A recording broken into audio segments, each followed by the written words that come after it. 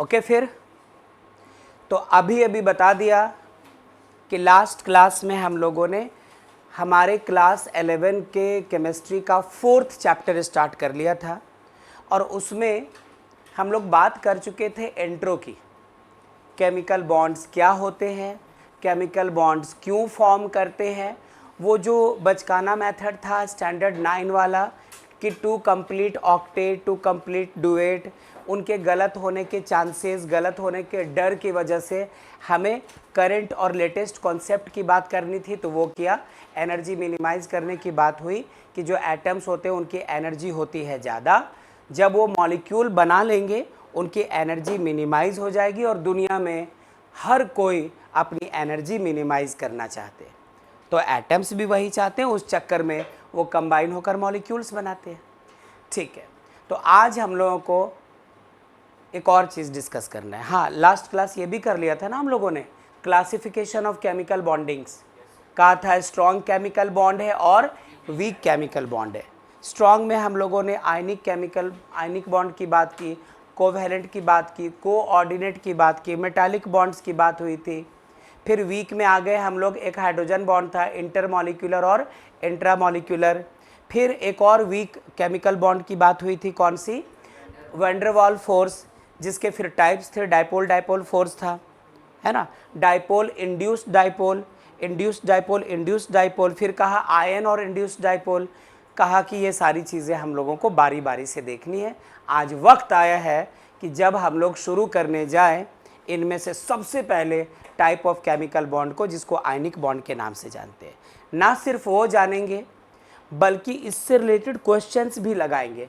मतलब हर टॉपिक को पढ़ने के बाद उससे रिलेटेड क्या टॉपिक्स पे क्वेश्चन किए जाते हैं, चाहे आपके 11th स्कूल लेवल पे हो या फिर जेई नीट लेवल पे हो, किसी पर्टिकुलर टॉपिक को पढ़ने के बाद उससे बनने वाले क्वेश्चंस को भी हम लोग डिस्कस करके जाएंगे। तो बहुत फोकस्ड रहना, बहुत ध्यान देते रहना। तो शुड आई शुरू? चलो ठीक है, आपने हाँ बोल दिया, थोड़ा ना टाइप का था। चलिए चलो, सबसे पहला कौन सा टाइप देखने वाले हैं हम लोग? Ionic bond. ध्यान से देखते जाइएगा, जब मैं बोलूं तब नोट करना शुरू करना बच्चों, तब तक फुल फोकस्ड यहां रखिएगा।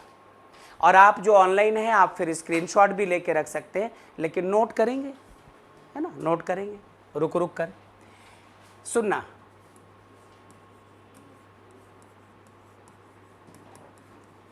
The chemical bond formed by complete transfer of electrons from, ध्यान रखना, लूज कौन करना चाहता है? अक्सर जो मेटल्स होते हैं, मेटल्स कौन है? जिनके आउटर मोस्ट सेल में 1, 2 या 3 इलेक्ट्रॉन्स हो, वो इलेक्ट्रॉन लूज करने को तैयार है। इलेक्ट्रॉन लूज करने पे उन पे पॉजिटिव चार्ज आता है, तो हम लोग उनको इलेक्ट्रोपॉजिटिव भी कह देते हैं, इलेक्ट्रोपॉजिटिव स्पीसीज।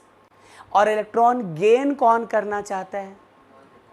जो कि नॉन मेटल हो, जिनके आउटर मोस्ट में 5, 6 या 7 इलेक्ट्रॉन्स होते हैं। तो आपको लिखना होगा बेटा, ट्रांसफर ऑफ इलेक्ट्रॉन कहाँ से कहाँ? The chemical bond formed by complete transfer of electrons from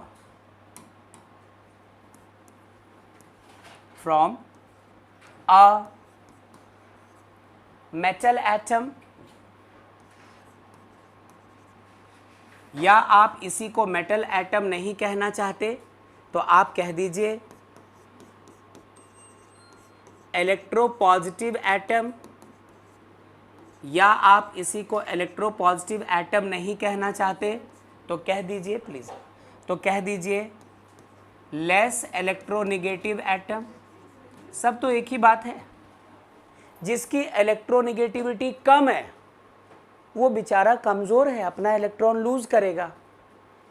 जिसकी इलेक्ट्रोनेगेटिविटी कम है वही तो इलेक्ट्रोपॉजिटिव भी कहला जाएगा कंपैरेटिवली, और वही तो मेटालिक नेचर के भी होंगे। अच्छा, तो the chemical bond formed by complete transfer of electrons from a metal atom या इलेक्ट्रोपॉजिटिव एटम या लेस इलेक्ट्रोनेगेटिव एटम, और ट्रांसफर होकर इलेक्ट्रॉन जाए कहाँ, टू अ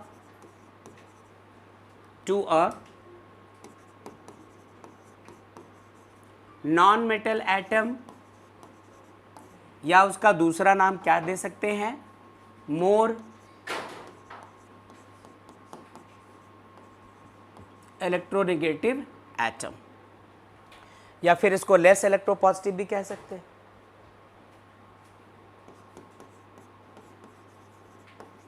इज कॉल्ड कैसा, आयनिक बॉन्ड। आयनिक बॉन्ड का मतलब ही ऐसा बॉन्ड जो इलेक्ट्रॉन ट्रांसफर करने से बनता है। इलेक्ट्रॉन ट्रांसफर करने का मतलब किसी एक से वन और मोर इलेक्ट्रॉन्स निकले और दूसरे के पास वही निकला हुआ इलेक्ट्रॉन जाए। दूसरे तरीके से कोई एक हो जो ज़्यादा ताकतवर हो, वो इलेक्ट्रॉन पुल कर सके, और दूसरा उसके कंपैरिजन में कमज़ोर हो, वो इलेक्ट्रॉन लूज़ करने पे मजबूर रहे। कोई एक हो जो मेटल होना चाहिए, जिसकी टेंडेंसी होती है इलेक्ट्रॉन लूज़ करना, और दूसरा नॉन मेटल नेचर का होना चाहिए, जिनकी टेंडेंसी होती है इलेक्ट्रॉन्स गेन करना। आप एग्जाम्पल के तौर पे इसको समझने के लिए बच्चों, यदि कुछ ऐसा करें, बस यदि कुछ ऐसा करें कि सपोज हमारे पास कोई एक एलिमेंट क्या है, X, ये क्या कर रहा है, इसके पास एबिलिटी है इलेक्ट्रॉन लूज करने की, और लूज करके किस में कन्वर्ट होगा, ये X प्लस। अरे इलेक्ट्रॉन लॉस करने पर किसी भी स्पीसी पे प्लस का चार्ज आता है, तो सपोज इसने अपना एक इलेक्ट्रॉन लॉस किया है, तो X ने जब अपना एक इलेक्ट्रॉन लॉस किया, ये कन्वर्ट हो गया है किस में, X प्लस में। अच्छा, वहीं आसपास एक दूसरा एटम भी मौजूद था, एक दूसरी स्पीसी भी मौजूद थी, जिसका नाम क्या था, Y। अब Y के पास टेंडेंसी क्या थी, इलेक्ट्रॉन गेन करने की।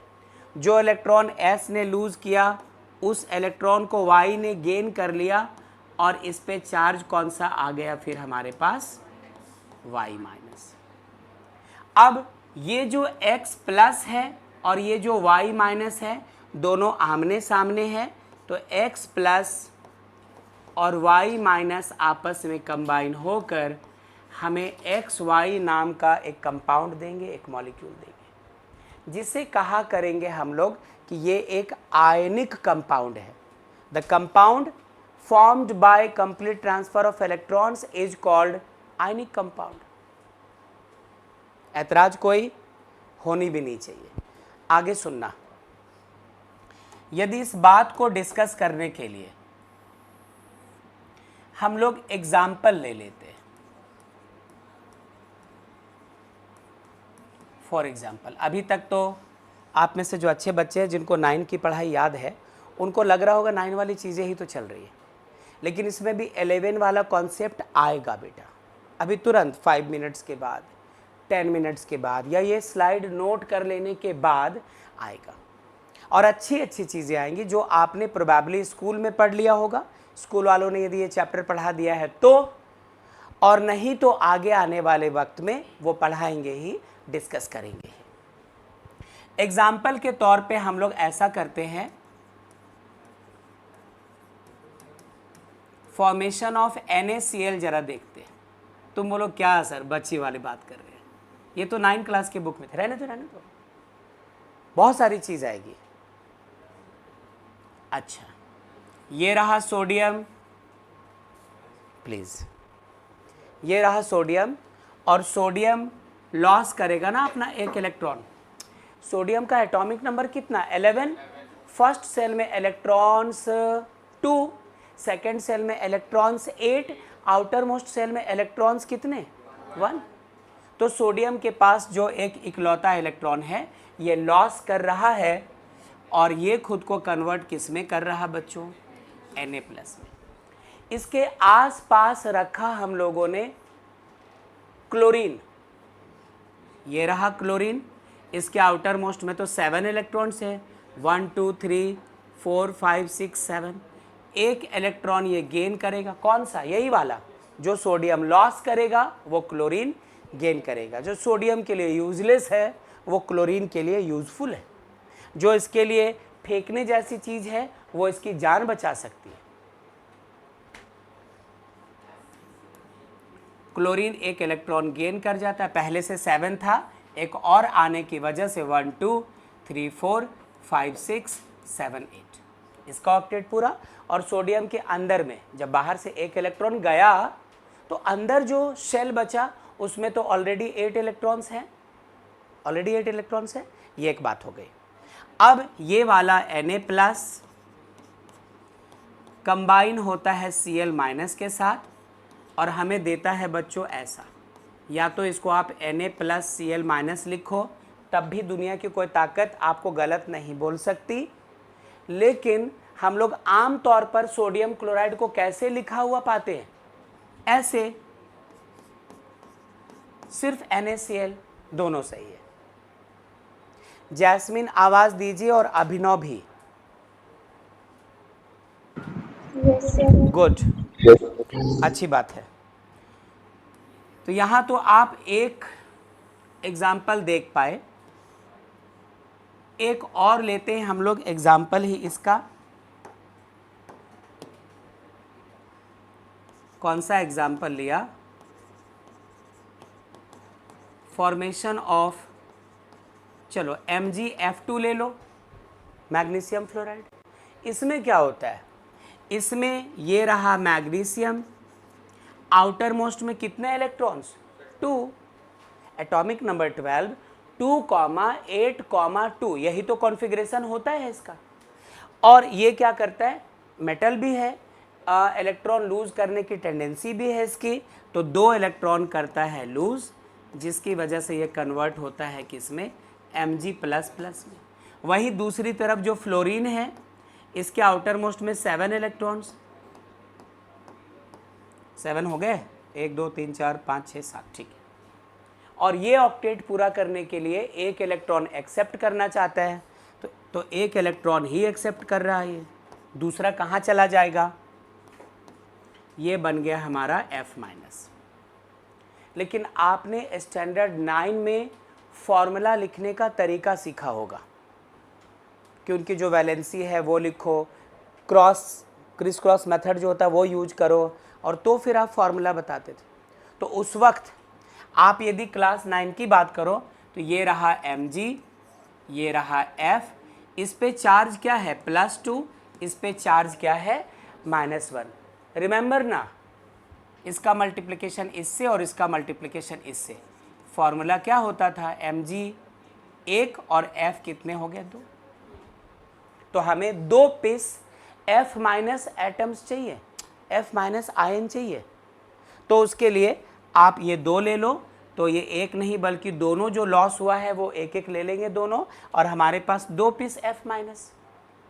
तो एक Mg और 2 F, कुछ इस तरह की बात होती है। ये रहा Mg, ये F, ये F, इसके पास 2 इलेक्ट्रॉन्स, एक इसे दे गया, एक इसे दे गया, Mg पे 2 प्लस चार्जेज हो गए, एक माइनस यहाँ, एक माइनस यहाँ, तो ओवरऑल कंपाउंड क्या बना हमारा MgF। तो ये एक एग्जाम्पल आयनिक कंपाउंड का, ये एक एग्जाम्पल आयनिक कंपाउंड का। अब क्या तुम ये चाहते हो कि क्लास 9 के बुक में जैसे 10 से ज़्यादा कंपाउंड्स के एग्जाम्पल्स दिए हुए थे सिर्फ, कि MgCl2 भी होता है ना, और AlCl3 भी होता है आयनिक कंपाउंड, सब के बारे में एक ही बात क्यों दोहराए, नई चीज़ सीखनी है। और आप इस तरह के 10 एग्जाम्पल भी लोगे तो नया क्या मिलने वाला है, वो सारी बातें हम लोगों को पता है। तो यहाँ के बाद हम लोगों को इंटरेस्टिंग और नई बातें करनी है। पहले इस पुरानी और जानी मानी बात को नोट करो बच्चों। उसके बाद आगे चलेंगे। जल्दी से नोट करो, आप स्क्रीनशॉट लेके नोट कर सकते हो, डायरेक्ट नोट कर सकते हो।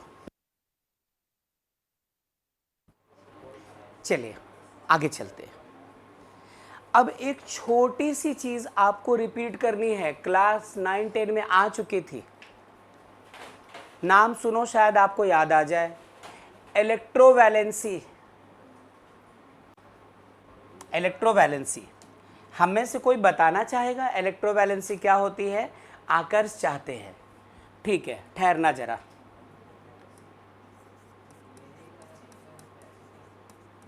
इलेक्ट्रोवैलेंसी क्या होती है? इलेक्ट्रोवैलेंसी आकर्ष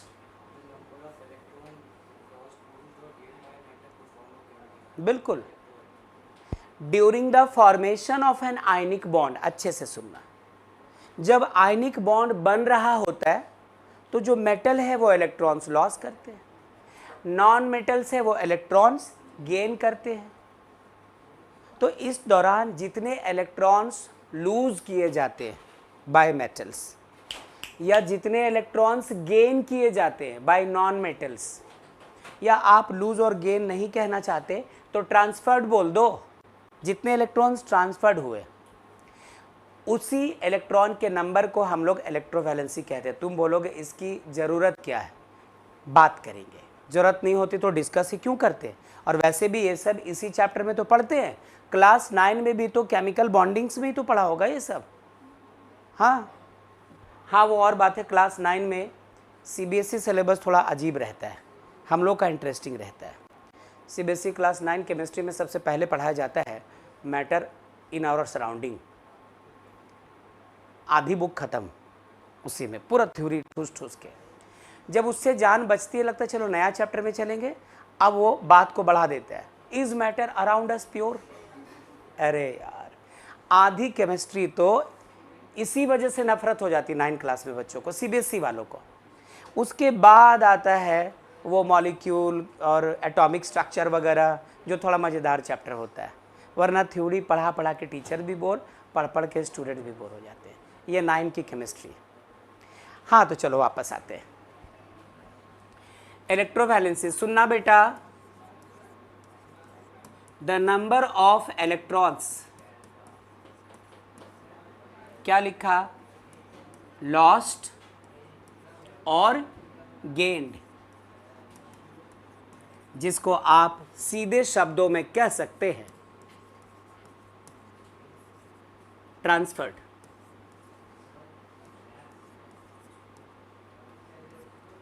कब? During the formation of an ionic compound is called electrovalency. Example के लिए दूर मत जाओ, अभी अभी एग्जाम्पल लिया था ना NaCl, वही ले लो, लिया था ना MgF2, वही ले लो। एग्जाम्पल के तौर पे इन NaCl इलेक्ट्रोवैलेंसी कितनी होगी? 1, क्योंकि सोडियम ने लॉस भी किया तो 1 इलेक्ट्रॉन, और क्लोरीन ने गेन भी किया है तो 1 इलेक्ट्रॉन। तो number of electron lost 1, number of electron gained वो भी 1। ठीक है, दूसरी बात, यदि आप MgF2 ले लो तो इलेक्ट्रोवैलेंसी कितनी होगी? 2, प्लस और माइनस मत दिखाइएगा आप। इलेक्ट्रॉन लॉस्ट तो कितने लॉस हुए हैं? 2। इलेक्ट्रॉन गेन्ड, कितने गेन किए गए? 2। तो ये हो गई इस कंपाउंड की इलेक्ट्रोवैलेंसी 2 और इस कंपाउंड की इलेक्ट्रोवैलेंसी कितनी? 1। कुछ और बताने की ज़रूरत है क्या मुझे? अच्छा, अब ज़रा बात को सुनना बेटा, ये बता दिया क्योंकि ये वर्ड आएगा, ये वर्ड आएगा। अब सुनना, अब सुनना, क्या सुनाना है मुझे आपको, क्या सुनाना चाहता हूँ?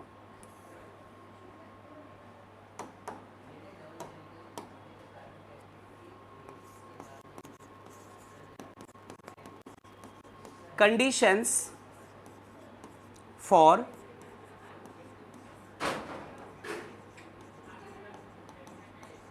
the formation of ionic bond। बहुत गौर कीजिएगा, मेरी बात सुनो, कहीं इनको आप छोटे मोटे थ्योरीज समझ करके बढ़ते मत जाना। ये मत कहना कि आपको जो करवाना करवाइए, हम लोग बैठे हैं, हम लोग पढ़ रहे हैं। ये अच्छे से सीखोगे तभी आप, अभी थोड़ी देर में क्वेश्चन आएगा कि arrange the following compounds in order of their increasing lattice energy, है ना। वो जो इंक्रीजिंग डिक्रीजिंग ऑर्डर वगैरह में अरेंज करते हैं वो सब कुछ आएगा। अब लैटिस एनर्जी भी तो जानना होगा हमें। बोलोगे पता है तो था पिछले क्लास में, एक बार फिर से देखेंगे और उस पर बात करेंगे, फिर कुछ लॉजिक्स लगाएंगे कि आप उसको कभी भूले ना। बड़े साइज़ के एनायंस किसको कहते हैं, छोटे साइज़ के एनायंस किसको कहते हैं, वो सब कुछ कभी मूवी में नहीं सुना है कि एक गरीब का दूसरे गरीब से वो रिश्ता होता है जो भाई का भाई से नहीं होता है। सुने हो कि नहीं? अमीर अमीर का रिश्ता थोड़ा ज़्यादा मजबूत, गरीब गरीब ज़्यादा स्ट्रांग। एक अमीर और एक गरीब में रिश्ता हो गया तो चुस्ता बन जाता है। चलो ध्यान दो इधर। Conditions for the formation of ionic bond. अब यहाँ पर पहले मुझे शुभम से और प्रियांशु से और कोमल से और शमा से भी, क्योंकि वो एब्सेंट हो गई थी, ये बोलना पड़ेगा कि जो क्लास पिछला चैप्टर बीता है, अब वहाँ जो सीखा था उस वर्ड की ज़रूरत है। तो जो जिन बच्चों ने ये सब पढ़ा है उनके लिए आसान, आपने यदि नहीं पढ़ा है तो आपको वो लेक्चर्स जा कर के देखने होंगे, तब आप इस चैप्टर को फिर एंजॉय कर पाओगे। फिलहाल यदि थोड़ा ऊपर से निकलता है तो बर्दाश्त कीजिएगा। चलो, conditions for the formation of ionic bond. Ionic bond का मतलब क्या? क्या आयनिक बॉन्ड का मतलब? एक कैटायन और एक एनायन, दोनों के बीच अट्रैक्शन। जब अट्रैक्शन होता है ऑपोजिट चार्ज वाले स्पीसी के बीच, उस अट्रैक्शन को ही हम लोग आयनिक बॉन्ड कह देते हैं। वहाँ सचमुच कुछ धागा वागा गठबंधन नहीं हो रहा होता है, बस दोनों खींचे हुए रहते एक दूसरे से, इसलिए आयनिक बॉन्ड। अब जरा बात सुनना, अब जरा बात सुनिएगा जैस्मिन और अभिनव। पहली बात, आयोनाइजेशन एनर्जी शुड बी लो, ये पहली शर्त है। दूसरी शर्त,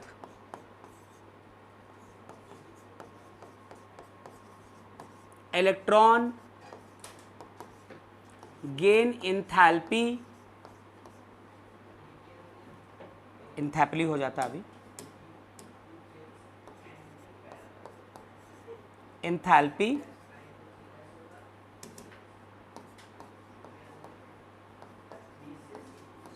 शुड बी हाई। और तीसरी बात बच्चों, लैटिस एनर्जी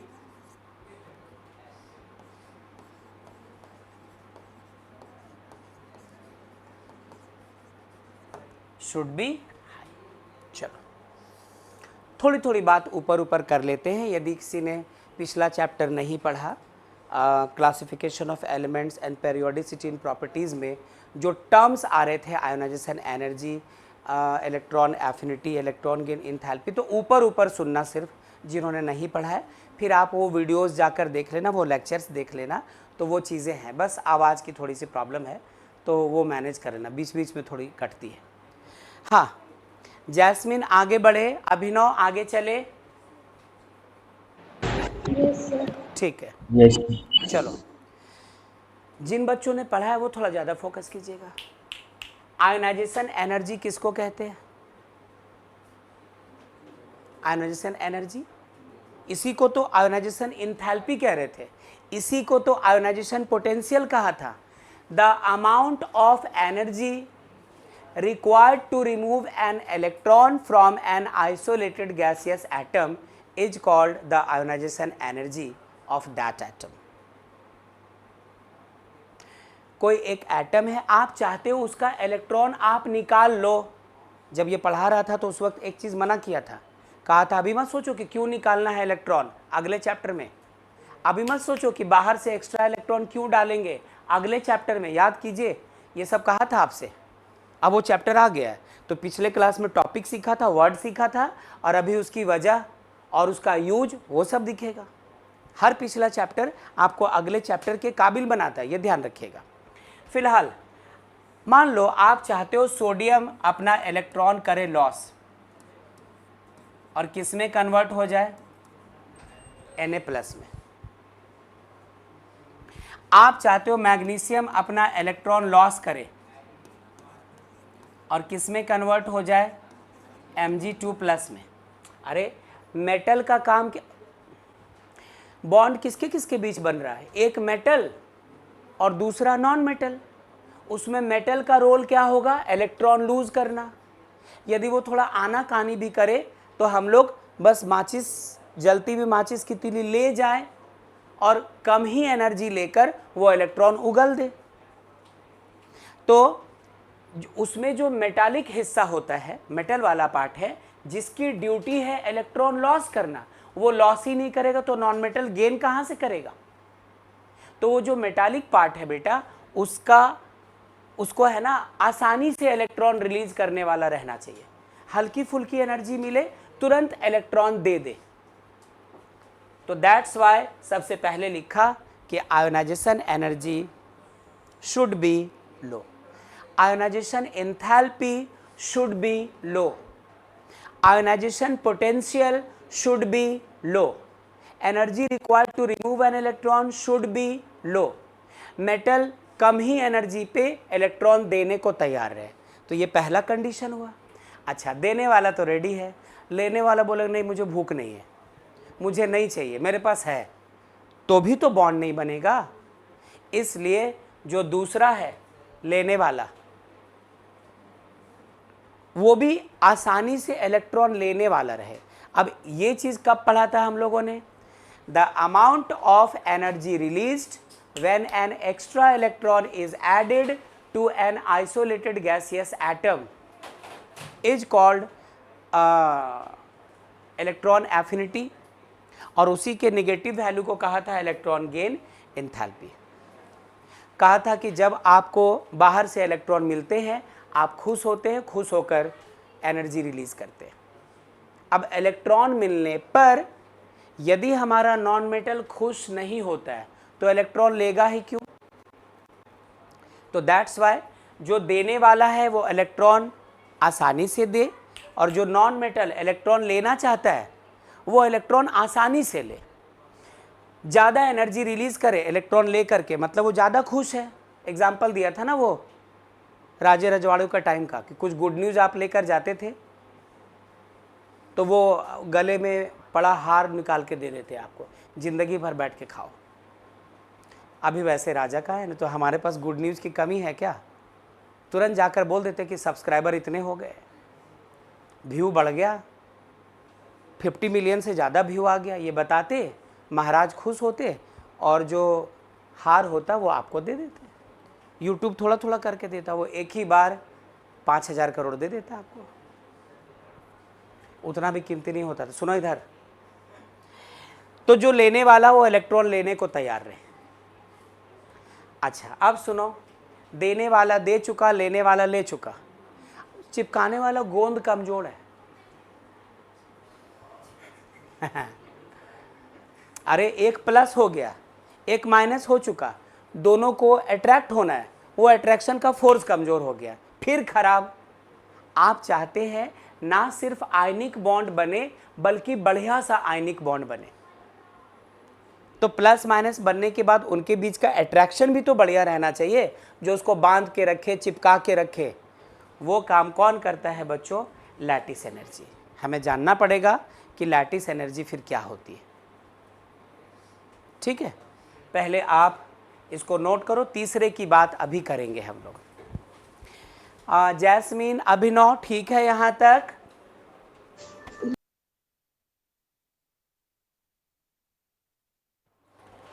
अब आइए आगे, ये इसको जरा समझ लेते हैं कि लैटिस एनर्जी को डिफाइन कैसे करना है। यहां पे सुनना जरा सा।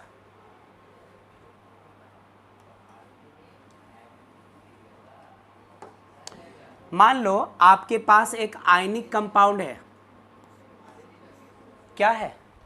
XY। आयनिक कंपाउंड है मतलब सॉलिड है, क्योंकि कैटायंस एनायंस फिलहाल बहुत मजबूती से जकड़ के रखते हैं, आमतौर पर सॉलिड होते हैं। तो फिलहाल हम लोगों ने इसको क्या लिखा? सॉलिड। अब इसको दी हम लोगों ने एनर्जी। कहा था केमिस्ट्री में एनर्जी का मतलब हीट एनर्जी या लाइट एनर्जी, आप ऐसे समझ के चलो। ऐसे तो कई सारे फॉर्म्स होते हैं, तो आप इसको हीट दे रहे हो या फिर पावरफुल ताकतवर लाइट इसको दे रहे हो, जिसकी वजह से एक्स वाई सेपरेट होंगे। एक्स दोबारा किस में कन्वर्ट हो जाएगा? एक्स प्लस में, जो कि गैसियस फॉर्म होगा, और वाई किस में कन्वर्ट हो जाएगा? वाई माइनस में। गैसियस क्यों कह रहे हैं? सेपरेट हो जाएंगे, दूर दूर हो जाएंगे, और दूर दूर होना सॉलिड या लिक्विड के मॉलिक्यूल्स का काम नहीं है, गैस के केस में ऐसा होता है। तो आपने यहां जो एनर्जी दी बच्चों, सुमन बताओ एनर्जी क्यों दी गई है?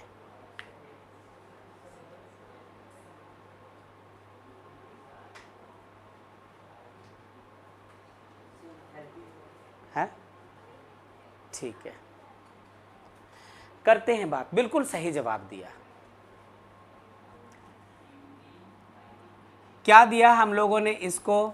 लैटिस एनर्जी दिया, या इसी को हम लोग कैसे लिखेंगे? Delta H lattice.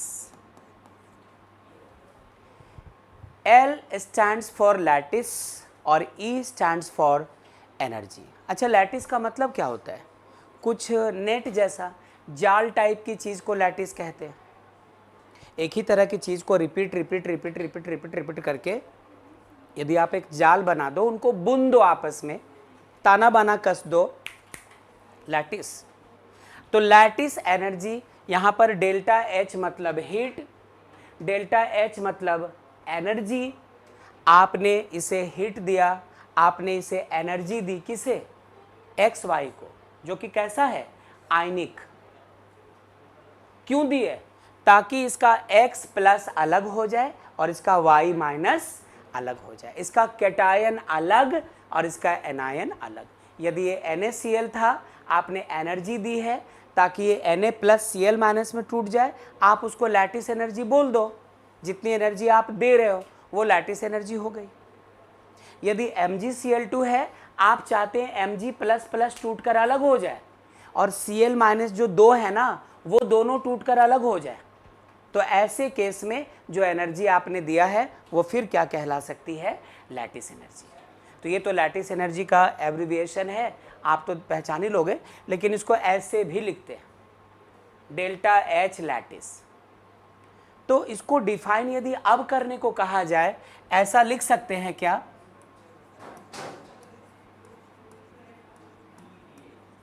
The amount of energy required, जो आपको देनी पड़ेगी to separate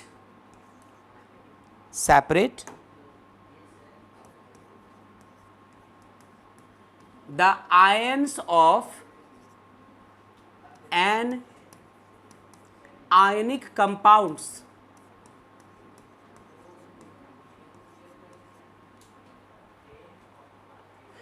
X plus cation, Y minus anion, दोनों अभी मिले हुए हैं।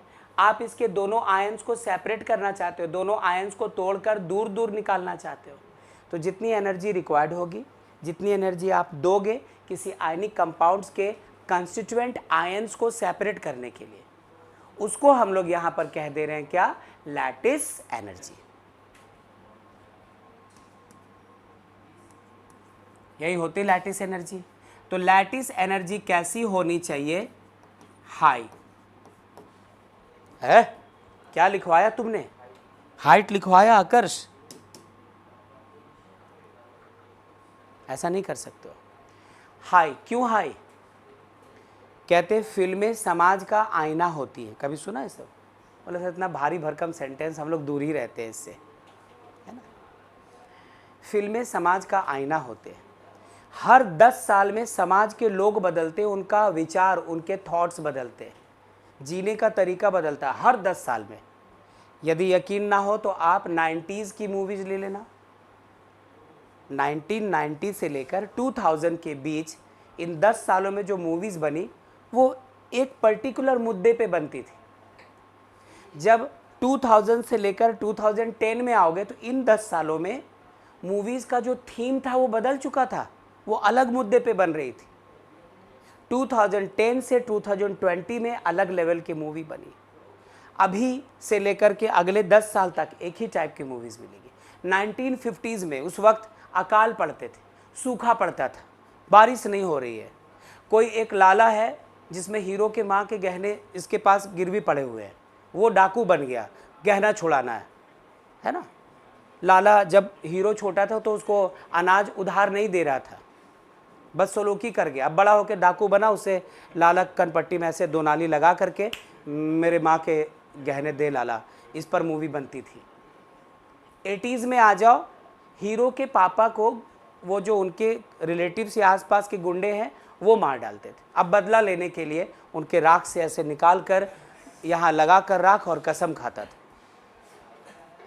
और पूरी मूवी बदला लेने में चली जाती थी। आज अभी जो मूवीज़ है वो अलग तरीके की बन रही। मूवीज़ की बात क्यों कर रहा हूँ मैं? इसी दौरान कुछ ऐसे मूवीज़ भी होते थे जिसमें जो पूरी तरह से रोमांटिक मूवीज़ होते थे। लड़की और लड़के के गार्जियंस में दुश्मनी चलती थी, ख़ानदानी दुश्मनी, और जिनमें दुश्मनी होती थी उन्हीं के एक एक बच्चे आगे आते थे, है ना, उनमें प्यार होता था। अब उनको ये खींचकर उधर ले जाना चाह रहे, एक उधर ले जाना चाह रहे, और ये लोग मजबूती से जकड़े पकड़े। क्या हुआ? वो लैटिस एनर्जी। ज़्यादा मुश्किल तो लैटिस एनर्जी ज़्यादा आसानी से। अच्छा, लड़की का बाप गरीब हीरो को यह भी बोलता था कि यह ब्लैंक चेक है, हस्ताक्षर मैंने कर दिए, एक लिख दिया है, जितना जीरो लगाना है लगा लो। तो उधर से उधर, देखिए सेठ साहब, मेरा प्यार किसी, है ना, डायलॉग आपको मालूम है। ये सिचुएशंस होते थे। तो यहाँ लैटिस एनर्जी प्लस और माइनस कैटायन एनायन के अफेक्शन की बात है। ज़्यादा मजबूती से जकड़ के रखा है, लैटिस एनर्जी हाई है, आसानी से अलग नहीं हो रहे, बढ़िया सा बॉन्ड बना, आयनिक बॉन्ड की बात हो रही है। तो पहला, लॉस करने वाले की आयनाइजेशन एनर्जी कम हो, आसानी से इलेक्ट्रॉन उगले। गेन करने वाले की खुशी ज़्यादा हो, इलेक्ट्रॉन पाने के बाद इलेक्ट्रॉन गेन इंथैल्पी हाई हो, और जब दोनों लॉस गेन करके चिपके तो मजबूती से चिपके, आसानी से उनको तोड़कर अलग ना किया जा सके। बढ़िया सा आयनिक बॉन्ड बना, डिस प्लांटिस भुट्टुकुआई। तो इस तरह आपने तीनों कंडीशंस देखा, किसके लिए? फॉर्मेशन ऑफ आयनिक बॉन्ड के लिए। तो पहले अब इसको नोट कर लो, फिर चलते हैं अब कुछ और काम करने के लिए। फटाफट नोट कीजिए। जैस्मीन, अभिनव, यस सर। चलो जल्दी से नोट करो बच्चों इसको।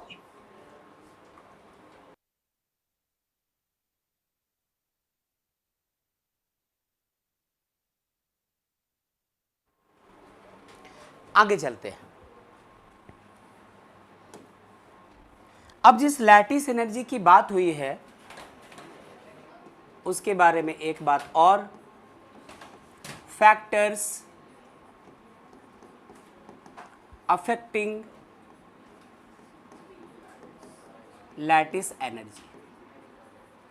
लैटिस एनर्जी को कैसे दिखाओगे बच्चों? या तो Le से, या बढ़िया जो सिंबल होता है जिसको केमिस्ट्री ज़्यादा वैल्यू दिया करता है, जो क्वेश्चन पेपर्स में अक्सर प्रिंट करते हैं वो लोग, जिसको यदि पढ़ कर ना जाओ तो आपको लगे कि पेपर टफ आया है ना। केमिस्ट्री के बुक में, अच्छे बुक्स में जो सिंबल्स यूज़ किए जाते हैं, तो क्या अभी सीखा हम लोगों ने? डेल्टा एच, जितना आप हीट दोगे, जितनी आप एनर्जी दोगे, लैटिस। लैटिस पूरा लिखिएगा ना, सिर्फ लैट मत लिखना। तो लैटिस एनर्जी LE या फिर डेल्टा एच लैटिस। अब इसको अफेक्ट करने वाली वजह, मेरी बात सुनो, वहाँ पहुँच चुके हैं जब आपको 4 लाइनें और बताऊंगा और यहाँ पर लैटिस एनर्जी से रिलेटेड क्या क्वेश्चन कर सकते हैं। उसके अलावे और कुछ क्वेश्चन ही नहीं बनेगा, उस पर ध्यान रखना। चाहे आप 11th स्कूल लेवल की तैयारी कर रहे हो या JEE नीट लेवल में चले जाओ, इतना ही क्वेश्चन बनेगा उस पर, जो सिखाने के बाद आपको मैं भी बता दूंगा। कौन से फैक्टर्स हैं जो लैटिस एनर्जी पे असर डालते हैं? कौन सी चीज़ है जो लैटिस एनर्जी को ज़्यादा और कभी कम बना सकती है? तो सुनना पहले। जब फिजिक्स वाले क्लास में मैं आपको बता रहा था टाइप्स ऑफ फोर्स, कुछ बच्चों ने हल्के में लिया था, रात 11 बज गए थे, कुछ लोग सोने चले गए थे, है ना। क्लास खत्म होते होते तकरीबन 10 बच्चे वहाँ से लीव हो गए थे। अब उनका अपना सोचना था, उनकी अपनी समझदारी थी। उस दिन जब टाइप्स ऑफ फोर्स में फंडामेंटल फोर्सेस पढ़ाते समय पहले ग्रेविटेशन फोर्स पढ़ा दिया था, फिर आया था इलेक्ट्रोमैग्नेटिक फोर्स के बारे में बातचीत कर रहे थे हम लोग। उसमें एग्जांपल दिया था electrostatic force, the force of attraction और रिपल्सन बिटवीन टू चार्जेस। वो लगेगा यहाँ पे, यूं ही थोड़ी पढ़ते कोई टॉपिक हम लोग। सुनो जरा, ये रहा प्लस Q, ये रहा माइनस Q, ये रहा दोनों के बीच का डिस्टेंस R। एक पॉजिटिव चार्ज, एक नेगेटिव चार्ज, दोनों के बीच का सेपरेशन R।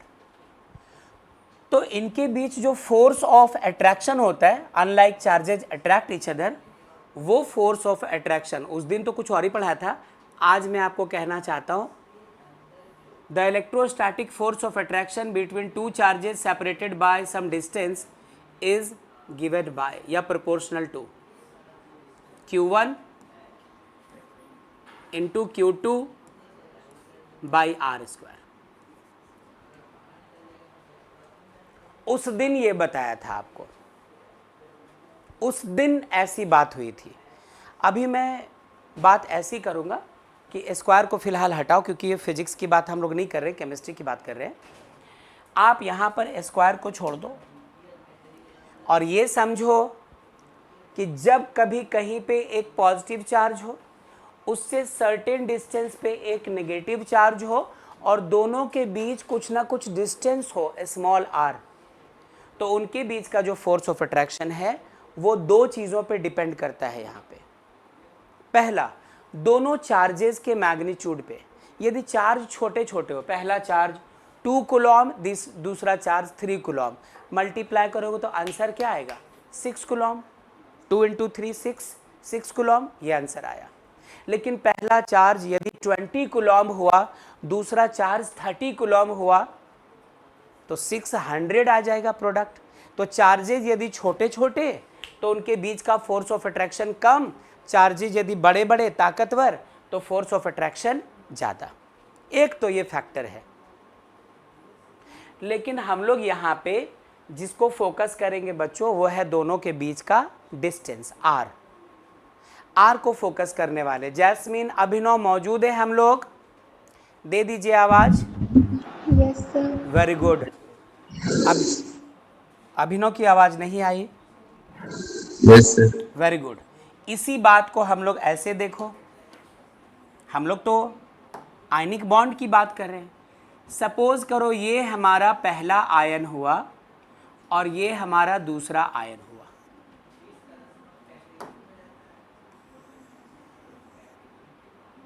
ये नंबर 1, ये नंबर 2। इसका सेंटर यहाँ, आउटर मोस्ट सेल तक का रेडियस यहाँ, इसको कह दिया R1। ये कैटायन है और इसको क्या मान लो? एनायन। इसका सेंटर यहाँ और यहाँ से यहाँ तक का इसका रेडियस कितना? R2। तो R1 किसके रेडियस से दिखाया? कैटायन के रेडियस को। R2 से किसका रेडियस दिखाया? एनायन के रेडियस को। तो यहां से लेकर यहां तक का डिस्टेंस दोनों चार्जेस के सेंटर के बीच का डिस्टेंस कहलाएगा। मतलब आप R को लिख सकते हो R प्लस और क्या लिख सकते हो R माइनस, R1 प्लस और R2 माइनस। अरे हमें कोई फर्क नहीं पड़ता है, जब क्वेश्चन करेंगे तो देखेंगे। अभी बस इतना समझो कि ये रहा पहला चार्ज, ये रहा दूसरा चार्ज, और ये दोनों के सेंटर्स के बीच का डिस्टेंस R। तब भी तो ये एप्लीकेबल होगा, कुछ चार्ज पहले का कुछ चार्ज दूसरे का, और डिवाइडेड बाय क्या हो गया हमारा R। तो R जो है ना ये अफेक्ट करता है। R के बढ़ने और घटने से दोनों चार्जेज के बीच, एनायंस और कैटायंस के बीच का अट्रैक्शन भी ज़्यादा या कम होता जाएगा। उनको पिंच कीजिए, ध्यान दीजिए इधर, ठीक है, ऐसी बात हो जाएगी। मतलब ये हुआ कि R बहुत बड़ा फैक्टर है, और R किसको दिखा रहा है, यहां पे साइज की बात करेंगे हम लोग। R बड़ा कब होगा, जब कैटायन एनायन बड़े साइज का होगा। R छोटा कब होगा, जब कैटायन एनायन छोटे साइज का होगा। लेकिन यहां पर कहानी थोड़ी सी अलग है बच्चों। हम लोग जिस टॉपिक पे बात कर रहे हैं वो टॉपिक क्या है, factors affecting lattice energy. Lattice energy को अफेक्ट करने वाला फैक्टर क्यों चाहिए, क्योंकि हम लोग अभी यहां पढ़ रहे थे कि यदि आपको एक स्ट्रॉन्ग आयनिक बॉन्ड बनानी हो तो उसके लिए आयोनाइजेशन एनर्जी लो होना जरूरी है, इलेक्ट्रॉन गेन एंथैल्पी हाई होना जरूरी, और आयोनाइजेशन एनर्जी भी हाई होना जरूरी है। तो हम तुम ये जानना चाहते हैं कि कैसे पता करें कि यदि NaCl है और MgCl2 है। ध्यान से सुनना, यदि एक आयनिक कंपाउंड है NaCl और दूसरा आयनिक कंपाउंड है MgCl2, तो किसकी लैटिस एनर्जी ज़्यादा होगी, मतलब कौन ज़्यादा स्ट्रॉन्ग तरीके से कंबाइंड होगा, ये जानना चाहते हैं। तो लैटिस एनर्जी किसकी ज़्यादा होगी किसकी कम होगी, ये जानने के लिए हमें पता होना चाहिए कि लैटिस एनर्जी किस फैक्टर पे डिपेंड करता है। तो अभी फ़िलहाल वो फैक्टर हम लोगों को क्या मिला है, फैक्टर क्या मिला है हम लोगों को, R मिला है। और R किसी भी चीज़ के साइज को बताता है, रेडियस बड़ा साइज बड़ा, रेडियस छोटा और साइज छोटा। यहाँ तक सुना? अब जरा सुनना बच्चों, यहाँ पर कुछ खास बात नहीं है, यहाँ सुनना। जो बच्चे ऑनलाइन हैं एक आवाज़ दीजिए प्लीज़। Yes sir. ओके, मुझे डर भी लगता है आप लोगों से आवाज़ देने बोलने के लिए, कहीं ऐसा ना हो किसी दिन बोलो कि सर एक बार आवाज़ देने के 10 रुपये आपको देने होंगे, क्योंकि हमें आवाज़ देने में भी तो मेहनत लगती है, माइक ऑन करो फिर रिप्लाई करो, है ना। अच्छा चलो ठीक है, तो वो दिन कभी नहीं आना चाहिए क्या। ऐसा करो, कुछ स्मॉल एनायंस के एग्जाम्पल ले लो बच्चों, और कुछ लार्ज एनायंस के एग्जाम्पल ले लो। ध्यान से सुनना प्लीज, अभी पीने का समय नहीं, शाम 6 बजे के बाद। अभी सुनो, कुछ स्मॉल एनायंस के एग्जाम्पल ले रहे हैं हम लोग। H माइनस होने को तो H प्लस होता है ना, H प्लस काफ़ी कमज़ोर है, कोई भी आकर बजाकर इसका इलेक्ट्रॉन ले जाता है, H प्लस बन जाता है, बात बात पे रोने लगता है। लेकिन समटाइम्स H माइनस में मिलेगा, सुना है ना, अल्लाह मेहरबान तो गधा पहलवान, नहीं सुना? तो कभी कभी इसकी भी लॉटरी लग जाती, इसको कोई देकर चला जाता है, तो H माइनस भी मिला करेगा।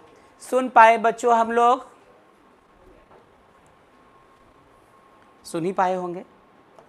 और क्या देखा है, OH माइनस, ये भी छोटे साइज का एनायन। और क्या देखा है, Cl माइनस।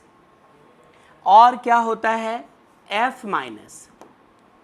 और क्या होता है, O माइनस, -2 ले लो कोई बात नहीं, नेगेटिव आयंस, इनको केमिस्ट्री स्मॉल साइज्ड एनायन बोलकर बुलाया करती है। कुछ और एनायंस है जिनका साइज बड़ा होता है। आप गौतम बुद्ध बनने की तैयारी में हैं, खुशनुमा। हाँ, क्योंकि आप बैठी हुई हैं, पूरा फ्रीज हो चुकी है ऐसे।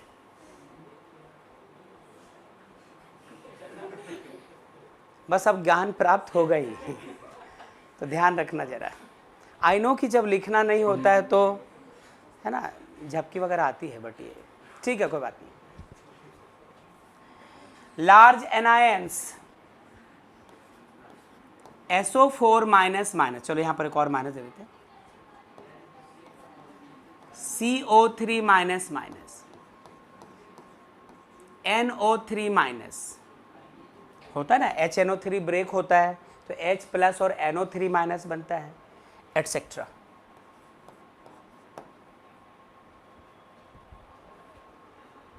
कैसे पहचानेंगे स्मॉल साइज वाले एनायंस और लार्ज साइज वाले एनायंस? लिखने में भी ज़्यादा टाइम लगता है, बोलने में भी ज़्यादा टाइम लगता है। SO4 माइनस माइनस गया 2 घंटा, CO3 माइनस माइनस, लो शाम हो गई, NO3 माइनस, हाँ वो बोल रहा भोर हो गया लंबा वक्त, लिखने में भी ज़्यादा टाइम लग रहा है ना, टाइम कंज्यूमिंग थोड़ा होता है, पढ़ने में भी ज़्यादा लगता है। और ये देखो H minus, OH minus, Cl minus, F minus, O minus minus, खत्म। लिखने में भी कम टाइम और रंग भी कम खर्चा हो रहा है। देखो कम पीला रंग बर्बाद हुआ, यहाँ पे ज़्यादा येलो रंग खर्च हो रहा है। लेकिन इसमें 2 चीज़ और देता हूँ जो देखने में छोटा लेकिन ऐसे बड़ा होता है, Br माइनस और I माइनस। लिखने में तो कम मेहनत लगी, जल्दी लिख लिया, लेकिन जरा गौर करो ग्रुप 17 में बहुत नीचे होता है ब्रोमीन आयोडीन, एटॉमिक नंबर ज़्यादा, इलेक्ट्रॉन ज़्यादा, ऑर्बिट्स ज़्यादा, साइज ज़्यादा, इसलिए इनको लार्ज एनायंस में रखते हैं। अब इसका फ़ायदा क्या है? आपके क्वेश्चन पेपर में केमिकल बॉन्डिंग से, लैटिस एनर्जी से रिलेटेड जो क्वेश्चन पूछेंगे वो अब आप समझ पाओगे। 2 क्वेश्चंस करेंगे, आप 200 क्वेश्चन बनाओ उसी पर बेस्ड। जब मैं उसका DPP आपको सेंड कर दूंगा तो उस वक्त आपको उसके लैटिस एनर्जी से रिलेटेड क्वेश्चंस मिलेंगे। तो आज मौजूद है, आज पढ़ रहे हैं, आज समझ रहे हैं, तो उस दिन आप उसको ईजी समझोगे और बना पाओगे। यदि आज कोई एब्सेंट है, आज की क्लास किसी की मिस हुई, तो यही वाली टॉपिक उसके लिए टफ आएगा और सेंटर से निकल कर आपसे बोलेगा कि ये हार्ड क्वेश्चन भी आ गया था, देखो ये लैटिस एनर्जी पता नहीं क्या क्या था। तो आप उनको बता पाएंगे कि ये टॉपिक है, इसमें ये बातें होती हैं, ये कंसिस्टेंसी और रेगुलरिटी मैटर करती है।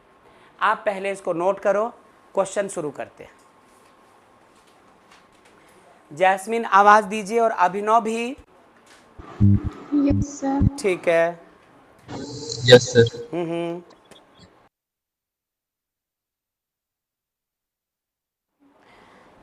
चलिए अब इस पर क्वेश्चन लगाते हैं और तरीका सीखते हैं कि कभी गलत ना हो आपका क्वेश्चन। कभी इंक्रीजिंग डिक्रीजिंग ऑर्डर में आप अरेंज करो तो कोई गलती ना होने पाए। रुक जाओ, उसके पहले एक छोटा सा लॉजिक लगाओ कि ये छोटे छोटे आयन्स है, स्मॉल साइज के आयन हैं, गरीब लोग हैं, ये गरीब लोग हैं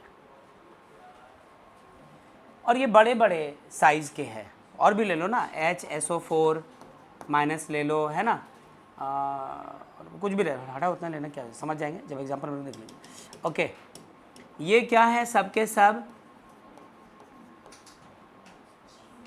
अमीर, बड़े साइज, लिखने में वक्त भी ज़्यादा लगता है, बोलने में वक्त भी ज़्यादा लगता है, इंक ज़्यादा खर्च होता है, जगह ज़्यादा लेते हैं ये लोग और ये छोटी जगह में काम चला लेते हैं, इसलिए इनको फिलहाल गरीब कहा, इनको अमीर कहा। अब क्वेश्चन देखिएगा, क्योंकि इसके बाद बात होगी सॉल्युबिलिटी की। हर एक टॉपिक पे क्वेश्चन बनते हैं। केमिस्ट्री पेपर आपको टफ लग सकता है यदि आप टॉपिक्स स्किप कर करके पढ़ें। यदि इसको तरीके से पढ़ते, हर टॉपिक को पढ़ो और जिस वक्त जिस टॉपिक को पढ़ो उसी वक्त उससे रिलेटेड क्या क्या क्वेश्चंस बन सकते वो बनाते चलो। क्लास में भी और सेल्फ स्टडी के समय भी आपको कभी टफ नहीं लगने वाला। कोई सोचता है कि जब पूरी चैप्टर हो जाए उसके बाद बुक ओपन करे और पढ़ना, ऐसा मत करो। जिस दिन जो टॉपिक पढ़ा यहाँ से घर जाओ और जो 2 पेज 3 पेज या 4 पेज में वो टॉपिक्स हैं उसको रीडिंग करो और इन टेक्स्ट में क्वेश्चंस होते हैं वो कर लो। फिर एक्सरसाइज में जाओ, पहचानो कि उसी टॉपिक पे कौन सा क्वेश्चन है वो कर लो, तब अगले दिन अगले टॉपिक। ऐसे पढ़ते हैं books.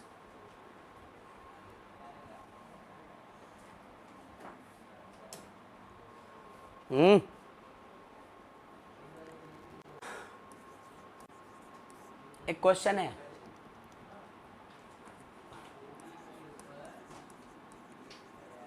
Arrange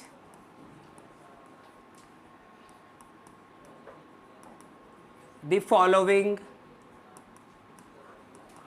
ionic compounds in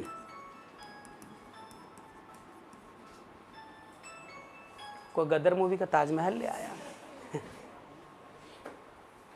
वो ट्रक के सामने तारा सिंह जी रखे रहते हैं और ऐसे साउंड में तो बजता है। हाँ, arrange the following ionic compounds in increasing, या आपका जैसा मूड हो, decreasing order of their lattice energies. Aakarsh ठहरो, तुम्हें अच्छा नहीं कर रहे हो। हाँ सुनिएगा जरा, ग्रुप 1 में हाइड्रोजन को छोड़कर बाकी जो एलिमेंट्स हैं उनके नाम बताओ तो।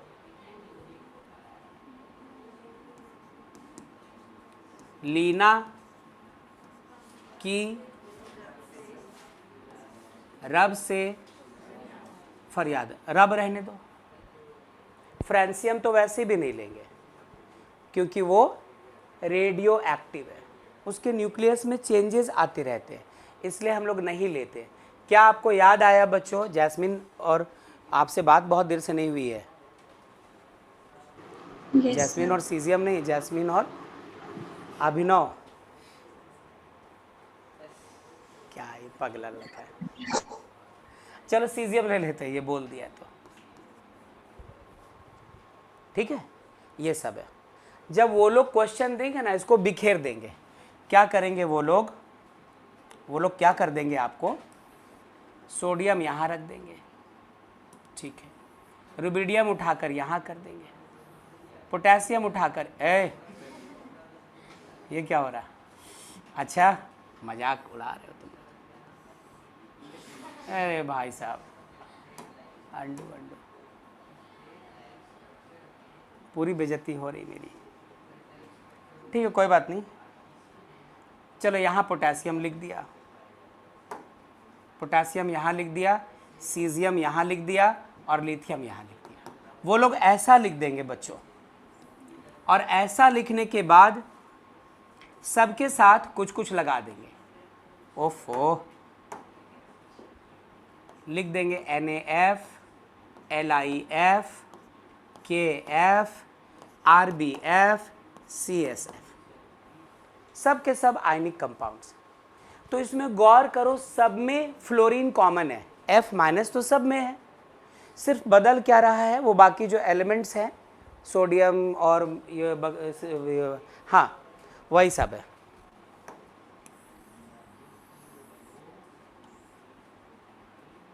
अब इनको आपसे कह देगा कि अरेंज करो इंक्रीजिंग या decreasing order of lattice energy में।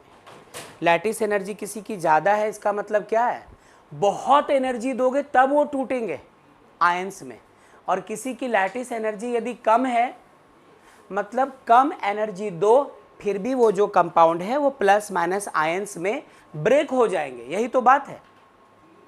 तो आप इस बात को जरा ऐसे समझें, ऐसे समझें। जब आप इसका आंसर करने जा रहे हैं तो सबसे पहले एक छोटा सा काम करो। आप क्या करो, अरेंज कर लो।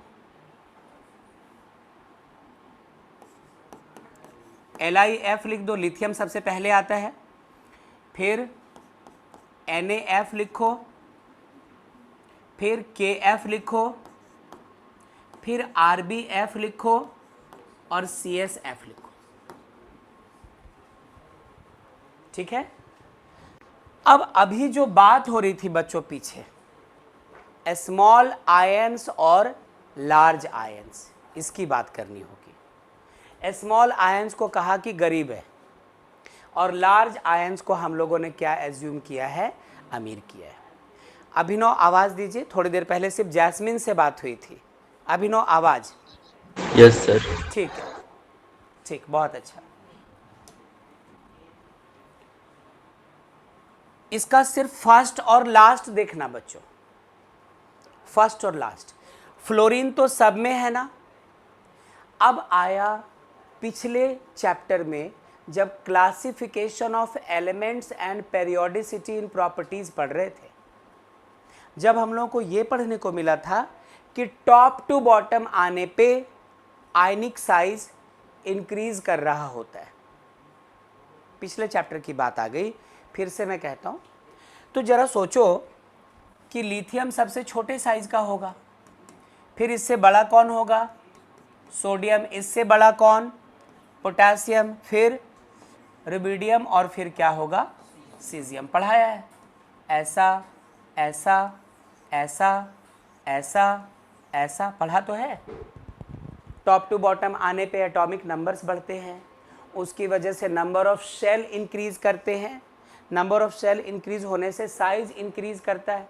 ये सब कुछ तो पढ़ कर आ रहे हैं। इसीलिए तो चैप्टर 3 से, चैप्टर 4 से पहले चैप्टर 3 पढ़ाते हैं आपके सिलेबस में।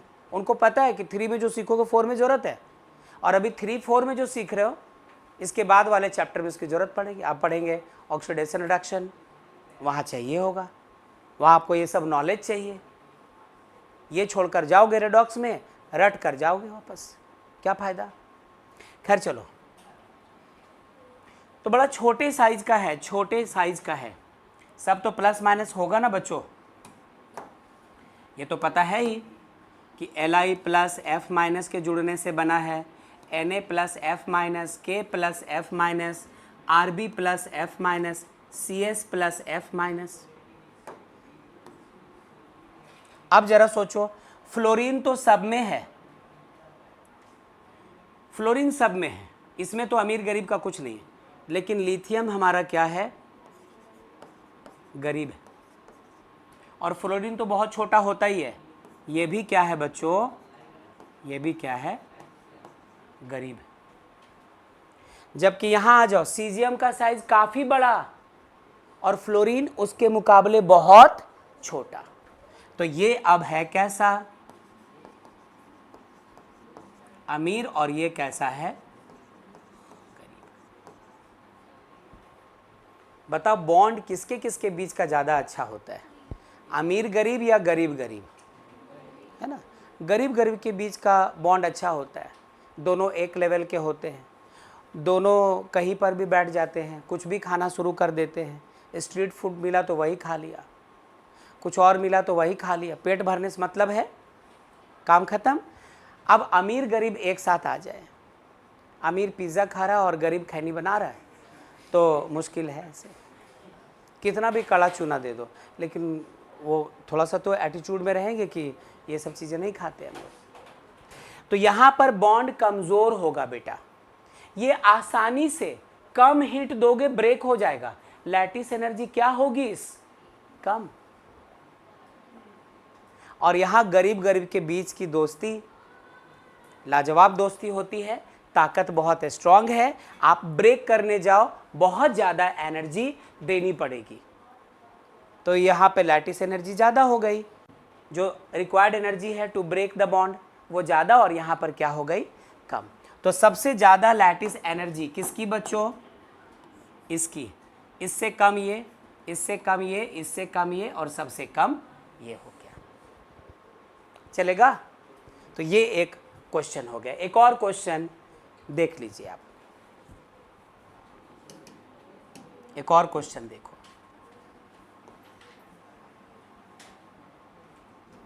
एक और क्वेश्चन,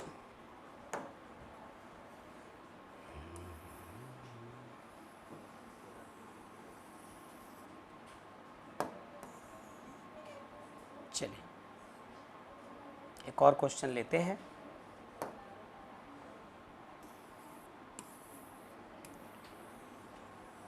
एक और क्वेश्चन लेते हैं हम लोग, है ना।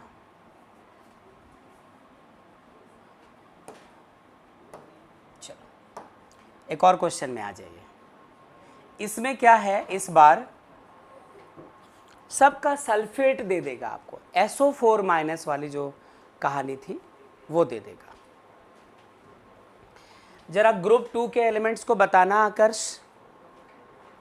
बेरिलियम, मैग्नीशियम, हाँ, कैल्शियम, स्ट्रोंशियम, बेरियम और रेडियम। वही याद रखने का तरीका जो सीखा था पीरियोडिक टेबल में, बेटा मांगे कार स्कूटर बाप राजी।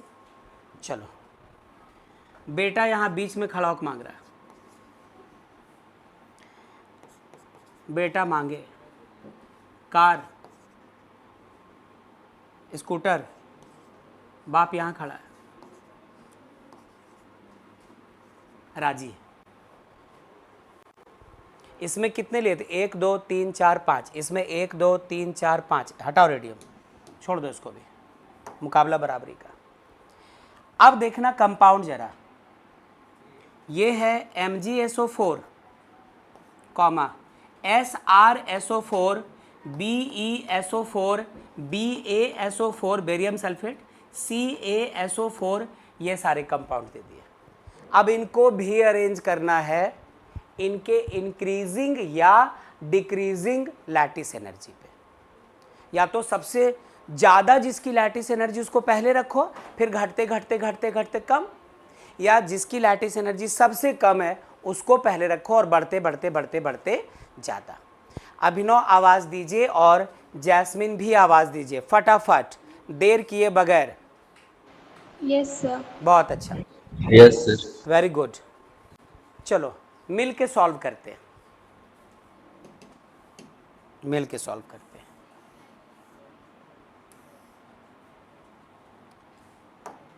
जब आप इसको सॉल्व करने जा रहे हैं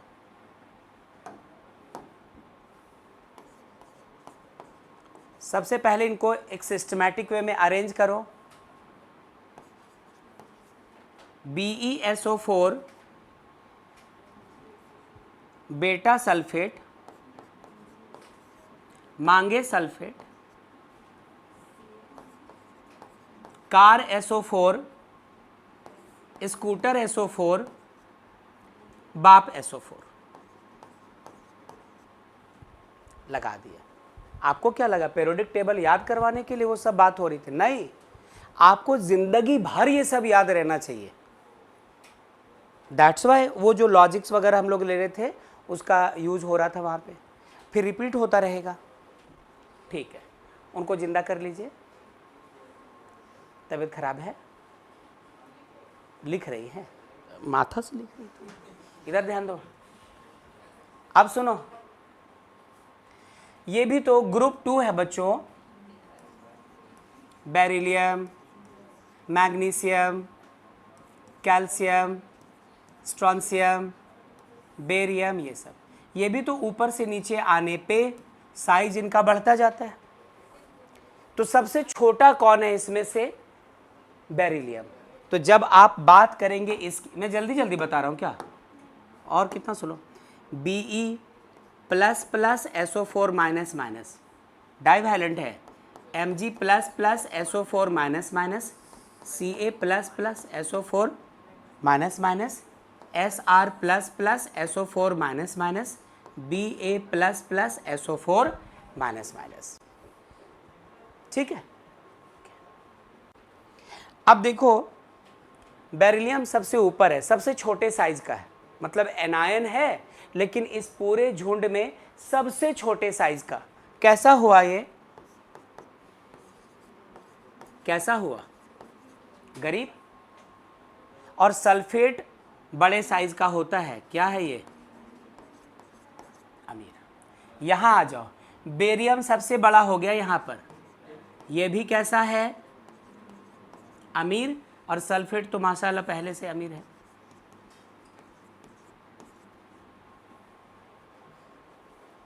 ठीक है, ओके। आइए अब इस सवाल के मुतालिक जो तकरीरें हैं मैं पेश करने जा रहा हूँ, तलफ़ुज़ का ख्याल रखना। अमीर अमीर है तो ज़्यादा स्ट्रॉन्ग बॉन्ड बना नहीं, इसलिए इसको ब्रेक करना टफ। यहाँ पर एक अमीर है एक गरीब है, बॉन्ड थोड़ा कमज़ोर, तो इस बार लैटिस एनर्जी सबसे ज़्यादा किसकी कहेंगे आप? हाँ, BaSO4 की। इससे कम ये, इससे कम ये, इससे कम ये अमीर गरीब का कॉम्बिनेशन सबसे ख़राब है ना।